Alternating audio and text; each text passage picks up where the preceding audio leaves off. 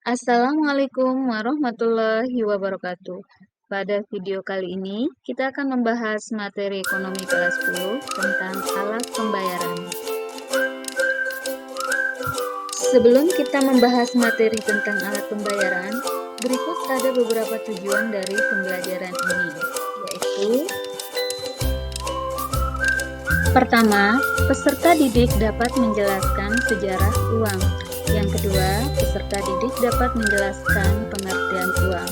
Yang ketiga, peserta didik dapat mendeskripsikan fungsi, jenis, dan syarat uang.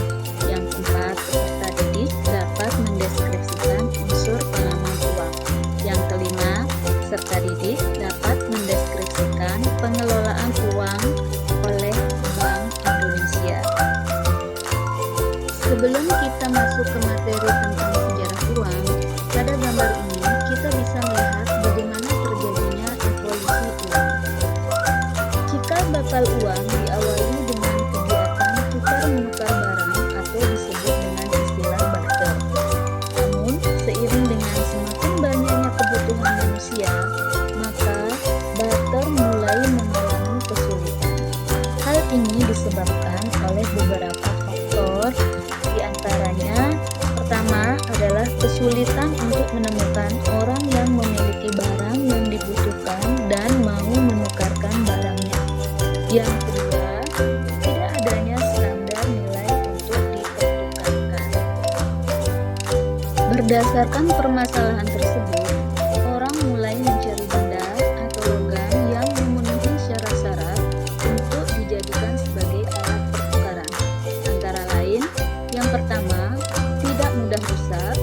Yang kedua, diterima oleh umum. Yang ketiga, mudah disimpan dan mudah dibawa-bawa. Yang keempat, harganya tinggi walaupun dalam jumlah yang kecil. Yang kelima, sifatnya sama dan dapat saling mengganti. Yang keenam, mudah dibagi tanpa mengurangi nilai. Dan yang ketujuh, harganya tetap dalam jangka waktu yang panjang. Alat pembayaran yang pertama adalah alat pembayaran tunai. Salah satu contoh dari alat pembayaran tunai adalah uang, di mana uang itu sendiri diartikan sebagai sesuatu yang bisa diterima dalam pembayaran untuk mendapatkan barang. Fungsi uang dibagi atas dua jenis, yaitu fungsi asli dan fungsi turunan. Untuk lebih jelasnya, perhatikan penjelasan sebagai berikut. Fungsi asli uang adalah sebagai alat tukar dan alat satuan hitung, sedangkan fungsi turunan uang adalah: yang pertama, uang sebagai alat pembayaran yang sah. Yang kedua, uang sebagai alat penyimpan kekayaan. Yang ketiga, uang sebagai alat pendorong kegiatan ekonomi. Dan yang keempat, uang sebagai standar pencicilan utang. Jenis uang. Uang terdiri dari: pertama, uang kartal, terdiri dari uang logam dan uang kertas. Dua, uang giral, merupakan saldo rekening koran di bank dan sewaktu-waktu dapat digunakan. Contohnya, cek dan bilet giro. Berdasarkan Undang-Undang Nomor 7 Tahun 2011 tentang tahapan pengelolaan uang rupiah, berikut beberapa tahapan pengelolaan uang rupiah. Yang pertama adalah perencanaan. Dalam setiap penerbitan uang rupiah, selalu diupayakan agar kepercayaan masyarakat terhadap uang rupiah tetap terjaga sehingga dapat diterima oleh masyarakat. Berikut ada beberapa pertimbangan penerbitan uang baru. Yang pertama, penyederhanaan satuan hitung untuk memperlancar transaksi tunai.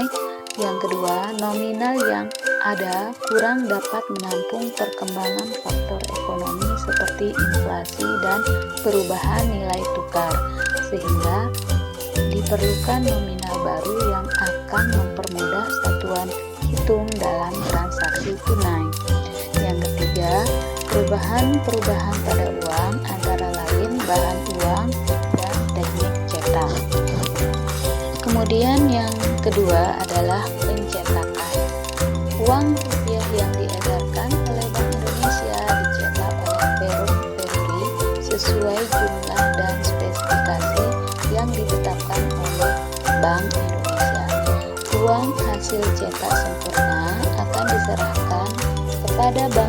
Indonesia untuk diedarkan kepada masyarakat. Kemudian yang ketiga adalah pengeluaran. Pengeluaran atau penerbitan uang rupiah baru dilakukan dan ditetapkan oleh Bank Indonesia, ditetapkan dalam lembaran berita negara Republik Indonesia dan diumumkan melalui media massa. Bank Indonesia akan menetapkan tanggal, bulan, dan tahun berlakunya uang rupiah baru. Kemudian yang keempat adalah pengedaran. Pengedaran uang meliputi kegiatan pengiriman uang dan layanan kas yang dilakukan oleh Bank Indonesia. Kemudian yang kelima adalah pencabutan dan penarikan. Bank Indonesia memiliki kewenangan untuk mencabut atau menetapkan uang rupiah tidak lagi berlaku sebagai alat pembayaran yang sah. Artinya, tujuan dari pencabutan uang dari peredaran ini adalah mencegah dan meminimalisasi peredaran uang palsu atau mengganti uang rupiah yang telah memiliki masa edar lebih dari 7 tahun. Kemudian selanjutnya adalah pemusnahan. Bank Indonesia akan melakukan pemusnahan uang rupiah yang tidak layak edar. Nah, sekarang kita lanjut pada unsur pengaman uang rupiah. Apakah uang rupiah perlu dikenali keasliannya? Jawabannya tentu saja, karena uang rupiah merupakan alat pembayaran yang sah dan merupakan simbol kedaulatan NKRI. Di sini Bank Indonesia merupakan satu-satunya lembaga yang diberikan kewenangan untuk mengedarkan uang rupiah kepada masyarakat. Agar uang rupiah aman dari pemalsuan, maka Bank Indonesia menetapkan unsur-unsur pengaman pada setiap pecahan uang rupiah, baik pada bahan uang ataupun pada proses pencetakan. Pada umumnya, pemilihan unsur pengaman mempertimbangkan dua hal. Yang pertama, semakin besar nominal uang rupiah, maka diperlukan unsur pengaman yang semakin kompleks dan semakin baik. Yang kedua, untuk uang rupiah nominal besar, diupayakan penerapan satu atau beberapa unsur pengaman yang canggih yang memungkinkan hasil pemalsuan tidak sempurna. Nah, kita lanjutkan unsur pengaman uang rupiah. Secara umum, Bank Indonesia membagi unsur pengaman uang rupiah dalam 3 tingkatan. Yang pertama, terbuka atau overt. Artinya, unsur pengaman yang dapat dideteksi tanpa bantuan alat. Ini merupakan diperuntukkan bagi masyarakat biasa agar dapat dengan mudah mengenali keaslian uang dengan cara 3 dimensi: dilihat, diraba, diterawang. Unsur-unsur pengaman yang bersifat terbuka atau overt yang saat ini terdapat pada uang rupiah yaitu: pertama, warna uang terlihat terang dan jelas. Yang kedua, optical variable ink. Artinya, hasil cetak mengkilap berupa logo BI dalam bidang tertentu yang warnanya dapat berubah apabila dilihat dari sudut pandang tertentu. Kemudian, rainbow printing atau cetak pelangi, yaitu cetak pelangi dalam bidang tertentu yang akan berubah warna apabila dilihat dari sudut pandang yang berbeda. Kemudian yang keempat, terdapat benang pengaman. Artinya, bahan tertentu yang ditanam pada kertas uang dan tampak sebagai suatu garis melintang atau beranyam dan berubah warna. Kemudian gambar tersembunyi. Artinya, teknik cetak di mana terdapat tulisan tersembunyi yang dapat dilihat dari sudut pandang tertentu. Kemudian, cetak intaglio, yaitu cetak hasil berbentuk relief yang terasa kasar bila diraba. Kemudian yang ketujuh, kode tunanetra, yaitu kode tertentu untuk mengenal jenis pecahan bagi tunanetra. Kemudian 8 tanda air, yaitu suatu gambar tertentu pada bahan kertas uang yang akan terlihat bila diterawang ke arah cahaya, umumnya berupa gambar pahlawan. Kemudian yang terakhir adalah recto verso, yaitu hasil cetak logo BI yang beradu tepat atau saling mengisi di muka dan di belakang. Unsur pengaman uang rupiah selanjutnya adalah semi tertutup atau semi covered. Artinya, unsur pengaman yang dapat dideteksi dengan menggunakan alat bantu yang sederhana seperti kaca pembesar dan lampu ultraviolet. Unsur pengaman ini diperuntukkan bagi profesional seperti kasir bank, kasir supermarket, dan bendahara agar dapat mudah mengenali keaslian uang rupiah dengan menggunakan alat bantu tersebut. Yang termasuk ke dalam semi tertutup antara lain, yang pertama adalah tulisan mikro atau microtext.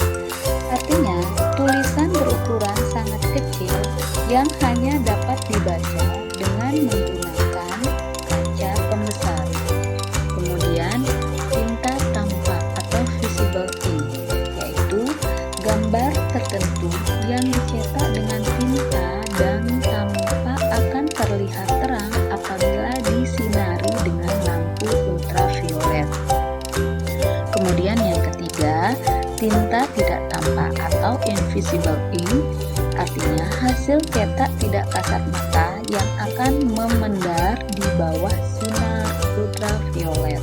Kemudian yang keempat, nomor seri, yaitu nomor seri uang dibuat asimetris dan apabila disinari lampu ultraviolet akan berubah warna dari merah menjadi orange dan hitam menjadi hijau. Kemudian tingkatan yang terakhir adalah tertutup, yaitu unsur pengaman yang hanya dapat dideteksi dengan menggunakan peralatan laboratorium atau forensik. Setelah kita panjang lebar mempelajari tentang alat pembayaran tunai, selanjutnya kita akan membahas tentang alat pembayaran non tunai, di mana alat pembayaran non tunai dibedakan menjadi dua. Yang pertama adalah alat pembayaran non tunai berbasis kertas, antara lain pertama cek, di mana cek merupakan suatu perintah kepada bank untuk membayarkan sejumlah dana. Cek dikenal ada 3 macam, yaitu cek atas unjuk, cek atas nama, dan cek silang. Kemudian biljet giro, yaitu surat perintah nasabah bank untuk memindahkan sejumlah uang dari rekeningnya ke rekening nasabah yang lain yang ditunjuk. Nah, selanjutnya adalah nota debit. B. Alat pembayaran non tunai elektronik base atau alat pembayaran non tunai yang berbasis elektronik. Yang pertama meliputi kartu ATM atau debit. Artinya, kartu ATM adalah APMK, alat pembayaran menggunakan kartu yang dapat digunakan untuk melakukan tarik tunai, cek saldo, transfer dana, antar dan intra-bank. Sumber dana berasal dari simpanan dan saldo simpanan akan berkurang secara langsung pada saat transaksi. Yang kemudian yang kedua adalah kartu kredit, di mana kartu kredit diartikan juga sebagai kartu yang dikeluarkan oleh bank atau lembaga pembiayaan lainnya yang diberikan kepada nasabah untuk digunakan sebagai alat pembayaran. Kemudian yang terakhir adalah uang elektronik, di mana uang elektronik ini seperti yang kita ketahui, selain kartu kredit, kartu ATM, kemudian dapat juga disebut juga dengan uang elektronik atau e-money. Nah, pada dasarnya uang elektronik ini dapat digunakan sebagai alat pembayaran kepada pedagang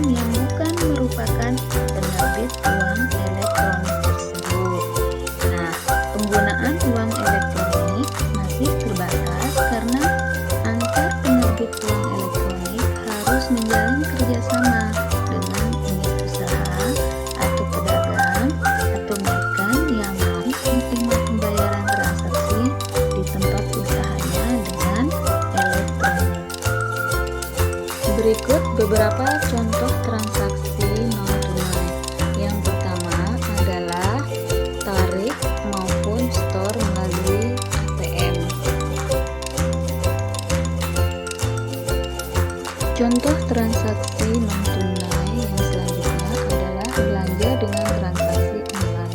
Seperti yang kita ketahui bersama, saat ini transaksi jual beli banyak sekali dilakukan melalui online. Nah, yang terakhir ini adalah salah satu contoh penggunaan alat pembayaran yang menggunakan kartu, yaitu kartu kredit. Sekian video pembelajaran kita pada hari ini. Sampai jumpa pada video pembelajaran berikutnya. Saya Marniati SPD mengucapkan terima kasih. Assalamualaikum warahmatullahi